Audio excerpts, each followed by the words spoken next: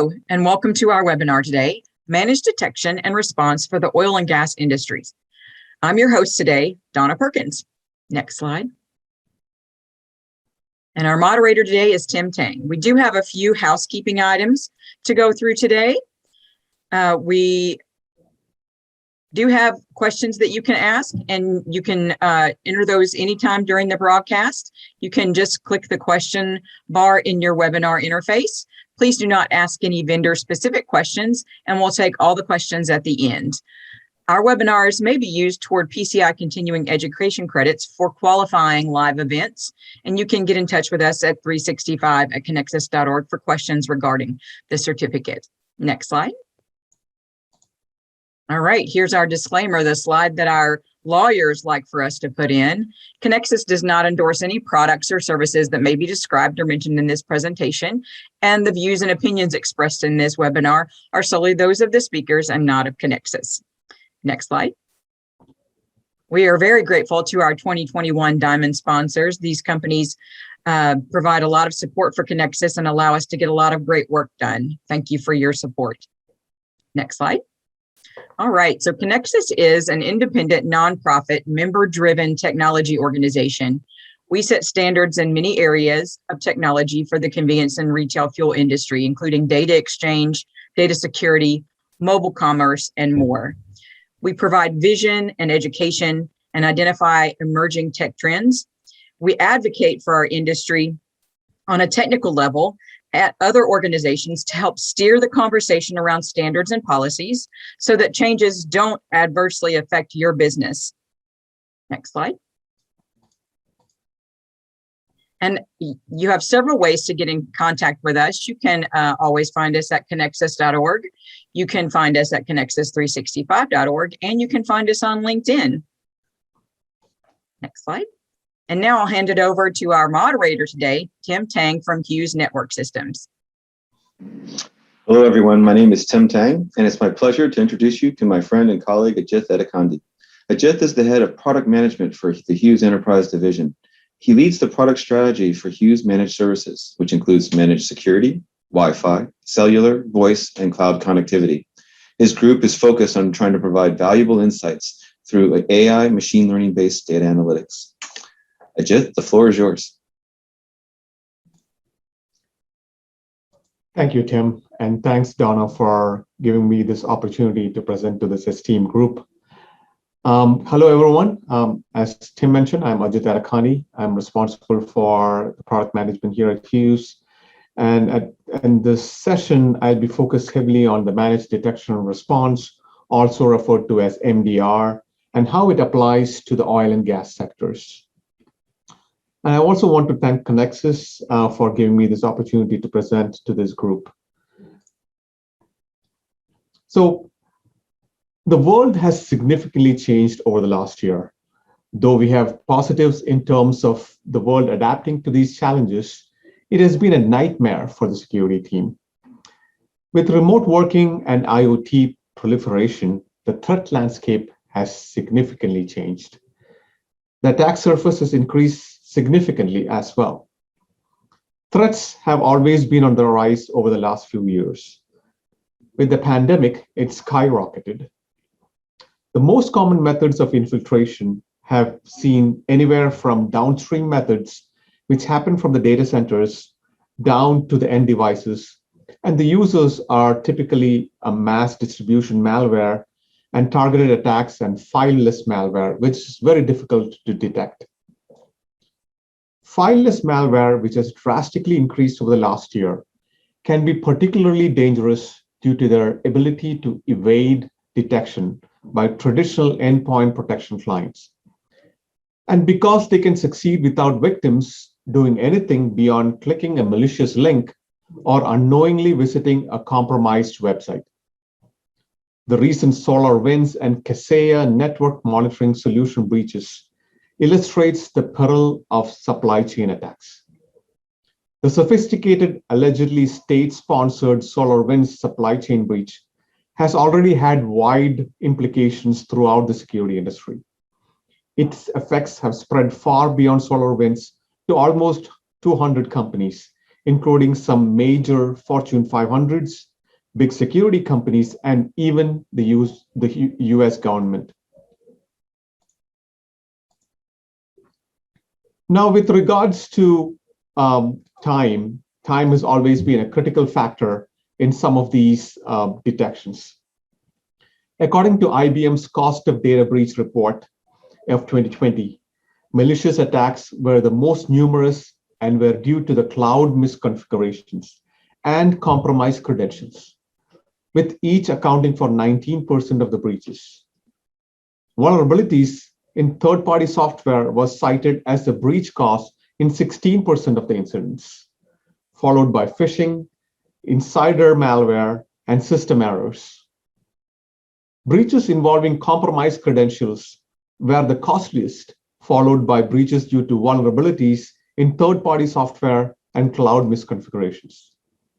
The report also highlights the key factors which are the cost mitigating factors. The top ones include the formation of an incident response team, deploying artificial intelligence platforms, and investing in security analytics. Theresa Payton, the former CIO for the White House, predicts the following three things will happen by 2022. 5G connectivity will allow hackers to accelerate cyber attacks at an unprecedented scale due to existing cybersecurity issues being unresolved. AI poisoning will be a thing. AI will be the cyber criminals' weapon of choice, and it's going to continue to help them crack more and more accounts, networks, and data stores. And last but not least, pandemic innovations will lead to innovations in cybercrimes. So your security operations team is responsible for selecting, configuring, maintaining, and operating your security tools. They are also often responsible for creating, enforcing security policies and procedures. This means the team's members need to be familiar with more than the basics of security. They should have an understanding of what is needed to protect your system as a whole and how to apply protections effectively. Even the most carefully selected SOC teams are likely to face challenges in operations. One of the most significant challenges is often alert fatigue. Alert fatigue occurs when the teams are overwhelmed by information from the tools. It results in alerts being overlooked and can lead to serious security incidents. Recent data shows that 83% of the IT security professionals feel more overworked, and 82% felt that the teams were understaffed. Forming an incident response team and a proactive incident response plan are some of the key strategies successful companies are employing to protect against threats of the future. This means that alerts should not be prioritized from top down, and an organization should simply rely on an antivirus vendor to tell them what's important. So these are the ever-transforming methods you can employ to self-mitigate, but all this requires tremendous investments. The challenge for many organizations is continuing to accomplish their security must-dos with significantly less resources.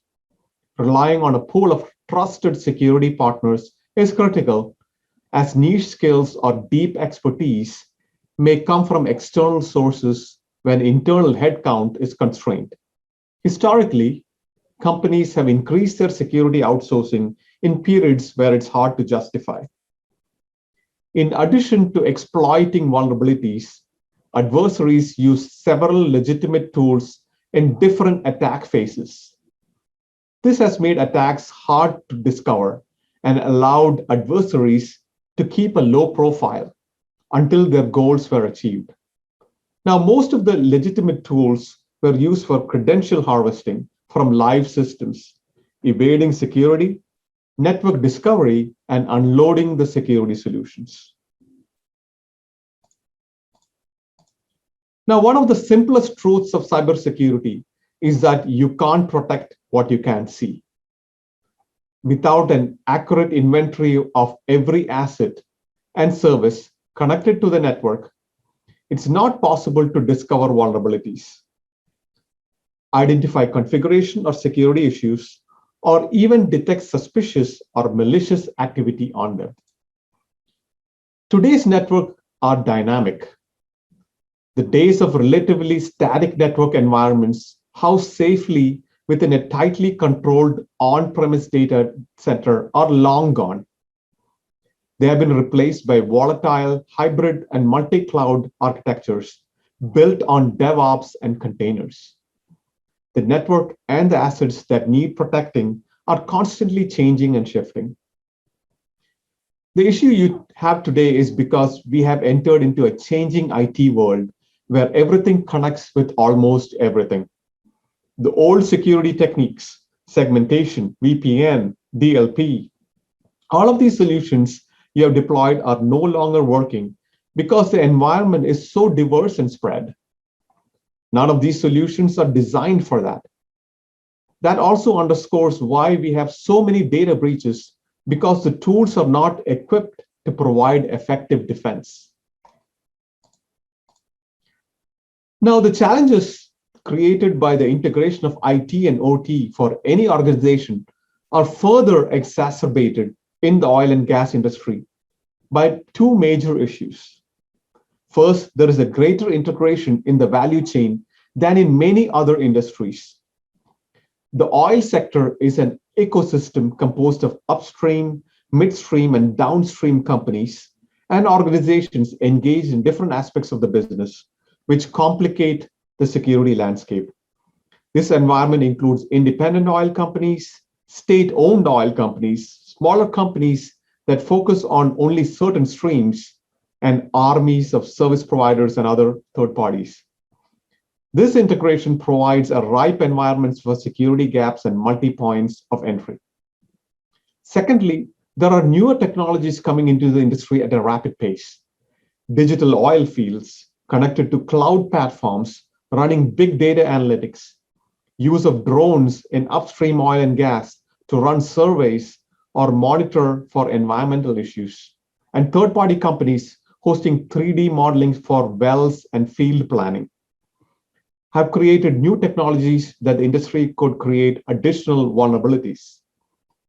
Downstream, the delivery mechanism to the consumer can be heavily impacted, as that was seen earlier this year. Companies are running outdated infrastructure, and when these get affected, the impact can be far-reaching and costly, not only to the company and its brand name, but also to the underlying consumer. Now, the US Department of Energy, DOE, has developed a maturity model specifically for the oil and gas industry. And this model is called the Oil and Natural Gas Cybersecurity Capability Model. This model provides for a broader effort to improve the security in the energy sector, and is one of the few that includes both IT and IoT, and provides a mechanism to help evaluate, prioritize, and improve the cybersecurity capabilities in the areas. It is intended to help strengthen cybersecurity capabilities in the oil and gas subsector, enable oil and gas organizations to effectively and consistently evaluate and benchmark their cybersecurity capabilities, share knowledge, best practices, and relevant references within the subsector as a means to improve cybersecurity capabilities, and enable oil and gas organizations to prioritize actions. This is not a regulation, but use of the ONG model from DOE is voluntary. But most recently, the Department of Treasury, the Office of the Foreign Assets Control, also called OFAC, issued an updated advisory highlighting the possible sanctions and the risks the companies face associated with ransomware payments in connection with the malicious cybersecurity activities. They also recommend that a company report a ransomware attack and any subsequent ransomware payment to law enforcement as soon as possible, and fully cooperate with law enforcement during and after a ransomware attack.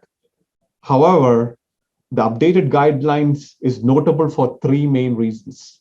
It identifies mitigating factors, includes the first designation of virtual currency platforms, and it highlights the risks faced by entities that facilitate ransomware payments and the companies that may be considering making these payments. So where does this put you?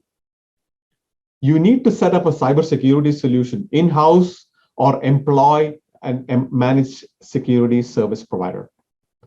Once you understand the data, systems, and network that you are trying to protect, you can focus on improving the security controls that may be most effective in light of your specific needs and resources.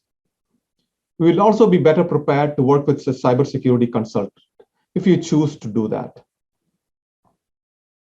Companies need to create comprehensive security policies and plan for the training and implement them, audit to ensure that the policies are being complied with, and monitor the systems to detect changes in near real time. Now, your first instinct might be to set up a SOC or a security operations center, but the SOC has evolved over time. Gone are the days of the traditional SOC functions. The newer SOC team is both capable and adaptable to the ever-changing landscape. You need to use the advanced learning algorithms which help in detecting anomalies which a typical human is unable to. Every single alert should be considered as a threat. Other than the regular alerts, threats could manifest itself as network anomalies as well. A network detection response solution could be an added solution to implement. Now, MDR services are filling the need of the organizations of all sizes that lack the internal security expertise and want to expand their investments beyond preventative security technologies to address their detection, response, and 24/7 monitoring security gaps. Now, the objective of an MDR service should not be to replace your internal security team, but to complement them. Let me reiterate. The objective of an MDR service should not be to replace your internal security team, but actually to complement them.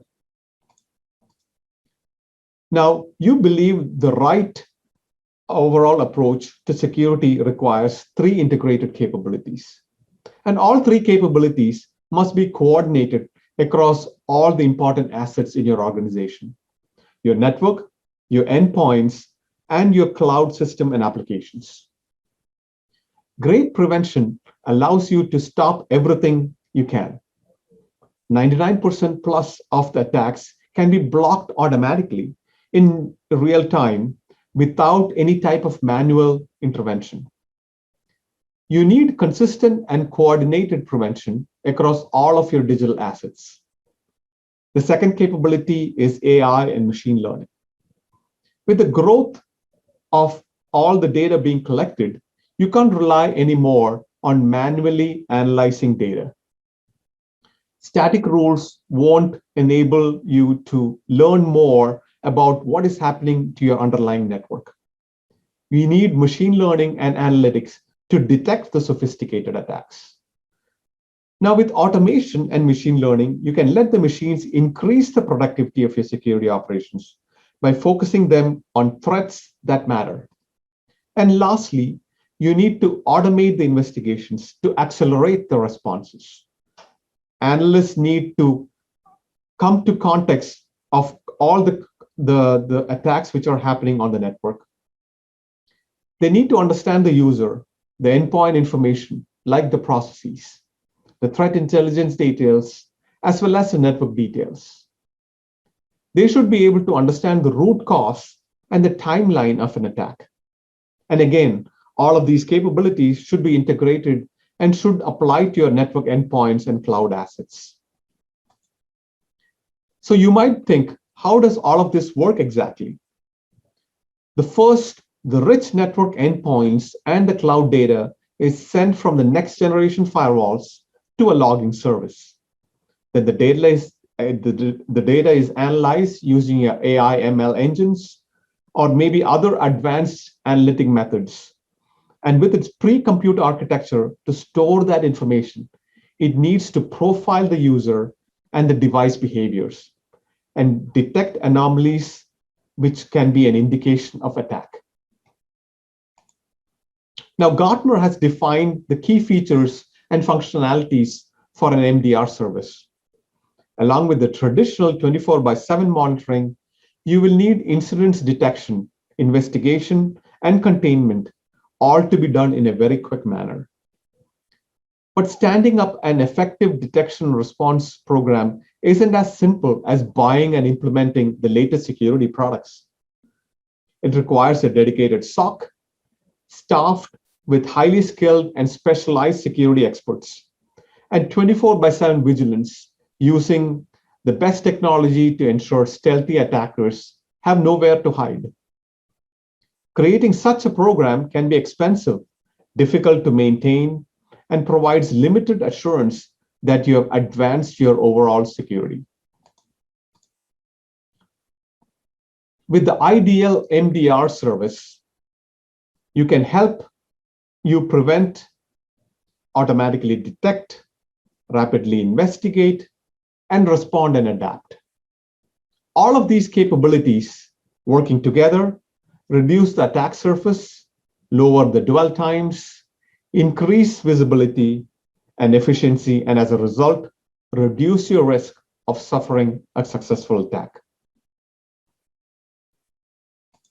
Thank you for attending this session on MDR, and hope you found the content useful, and hope that you maybe have questions for me. And at this time, I will hand it over to Tim Tang, who is going to lead the questionnaire sessions. Thank you very much. Thank you, Ajith. We really appreciate that informative presentation. And now we'll take some questions from the audience. So Ajith, if you could for us, maybe, thank you for that very comprehensive kind of overview. Can you talk a little bit about what are some of the key features that you should be looking for in selecting an MDR service? Yes, Tim, thanks for that question, and thanks to the attendees for listening in. Yeah, actually, that's a very good question. In terms of an MDR provider, a person who basically flips an alert over to an MSP or the customer isn't providing a real response, is it? So neither is an MDR provider who correctly flags an incident, but then expects the MSP or the customer to handle the actual response component. So these MSPs need MDR partners who will identify the events and proceed to contain and remediate them quickly.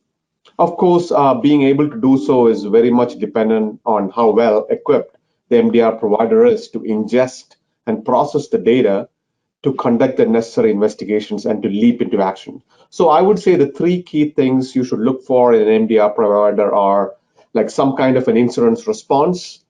And just like Gartner has it, it's the ability to do threat hunting, which is becoming more and more relevant. So to identify the IOC, the indication of compromise, but also to go after that threat and understand and properly mitigate that. And I would say the most important of all is a 24/7 SOC service. So it's a security operations center you can call any time of the day, and they have a follow the sun kind of a model. So if you have a global presence, you're not relying on a company who's just in one place of some sort. So those are some of the key things I would say are the features you should look for when you're selecting an MDR provider. Oh, thank you for that. I mean, this is really an opportunity, as you mentioned in your presentation, where there's just an enormous amount of information that comes at a customer as it relates to cybersecurity. And the key value here of an MDR is the ability to basically sift through all that and actually find the true threats. Right. We have another question here is, how do you see the MDR technology, the service, evolving over the next few years? Yes, so yeah, it's nowadays, if it was that question, same question was asked of me a year or 2 years ago, before the pandemic, it would have been a different answer. Now with this pandemic, with the remote working and all of that, the cybersecurity space has exploded in two forms, right? One is the amount of attacks has increased, and to keep up with them, the companies have also adapted and come with new and improved techniques, albeit they are not foolproof, but at least they are also going in an expanded fashion in the right direction. So the MDR services in the marketplace today offer a broad range of capabilities, right, that focus on the modern SOC activities. So it can be challenging to differentiate on technology options and the scope of the services, which also represent opportunities for like a technology and a service provider to differentiate in the market. But at least in the baseline capabilities are as follows, right? So a modern SOC to support the security operation outcomes, a set of security technologies, which could be a mashup of all the latest and greatest technologies, right? So if you're an enterprise customer or enterprise provider, it's very difficult to keep track of, okay, what do I need to cater to this kind of a threat, or if I'm anticipating something. But at least an MDR provider is going to take care of that. They will take care of all the technologies, how they integrate together to detect, to investigate, respond to threats, delivered through an automated and a skilled security staff, right? That's another key challenge, right? If you saw those numbers, the latest something I saw even recently was around, they are expecting by 2025, the cybersecurity space is going to be lacking around 2.5 million security analysts of some sort, right? So that is another challenge, but the MDR is going to take care of that. And another thing is the ability to leverage threat intelligence and platforms of supporting the security technologies. So including the integrations and include like a curated playbook of workflow and some sort. So since MDR services have a low barrier for entry with cloud service-based security, you will see the end users asking these MDR companies to provide adjacent security services, if not already. So also the MDR service is a complex one, right? The MDR stack, which was successful previously, will not be sufficient for the broader market. You will see a lot of market segmentation by the MDR providers to effectively differentiate themselves from others. So a successful MDR provider can provide adjacent security services like cloud security or incident response, vulnerability management. These additional services complement the MDR service. So that's where I see the MDR market progressing, where people are not just focused on the MDR, but providing adjacent security services to complement what they already do. That's an interesting perspective. It really speaks to the idea that cybersecurity is not really about a single point solution, but it really is about a portfolio of capabilities to defend and protect yourself. One of our attendees has a question beyond MDRs, actually related to IoT. It says, it reads, IoT seems particularly vulnerable to relay attacks due to fixed identifiers and small, unsophisticated processors. Do you have any specific guidelines for selecting and handling IoT devices? Yeah, so the IoT devices are now popping up a dime a dozen, right? So they could be running any kind of secure, they are mostly devoid of security, right? They are mostly running maybe a Linux operating system, or in the case of your Nest device or something of that sort, they are running a different technology like a Zigbee. Some of them will be Bluetooth based. So there are IoT security companies out there which cater specifically to the IoT itself, like Aramis and all of them. So it's up to you to identify and also maybe to prevent, right? So you can prevent IoT devices, but to connect to your regular network, by maybe segmenting them off for some into a different VLAN so that they are not at all touching your regular network. But that's easier said than done, right? You have no control of an employee within a store just bringing an IoT device and plugging it in, and you never know that, right? So you considerably have that challenge. And that's where maybe a network access control, a NAC solution of some sort, which allows that device to onboard into it, maybe doing a full-blown, so that is more or less like I would say you are identifying the device based on a fingerprint of some sort. So you identify this is an IoT device. I'm going to completely prevent that from onboarding onto the network. So those are the different methods you can do to prevent any kind of an IoT being onboarded without your knowledge into the network. Yeah, the question actually speaks to, with all the limitations of these low-cost, low-processor capability devices, there's just very practical limits from a cybersecurity perspective, and it's not going to be enough to rely on the device itself. You're going to have to rely on your store architecture and your infrastructure to protect yourself, right as well. Oh, well, just one last question here I think we have time for. If you already have a managed security service, do you need the MDR capabilities on top of that? Right. So that's that's a very complex one to answer. People might say it's a simple thing, but it's not. So every MSSP might claim themselves to an MDR, and every MDR service provider could claim themselves to an MSSP, but MSSP does a lot more, right? So instead of providing the resources and skills necessary for an organization to achieve the basic cybersecurity compliance, which is essentially what an MSSP does, an MDR provides an in-depth investigation into potential threats, right, or an organization's network. So this service is designed for organizations that have reason to believe that there are potential targets of sophisticated attacks and need a continuous monitoring of and response capabilities. So I would say here are three things you should keep in mind about an MDR, right? So an MDR is not a replacement for a managed security or MSSP. An MDR is designed to supplement an MSSP, and MDR vendors and partners deliver threat anticipation services in a variety of ways, like I mentioned before. So I would say these two go hand in hand. One is not going to replace other, they work together. And you'll, just like I mentioned before, each one providing adjacent security services, you can see a mashup of services being offered by each of them to complement and maybe to cater to that gap in that service element. Well, thank you, Ajith. Really appreciate your insights, and thank you for your thorough overview of the MDR services. Ladies and gentlemen, thank you very much for attending our webinar with Conexxus. And if you have any further questions, we welcome the opportunity to follow up with you afterwards.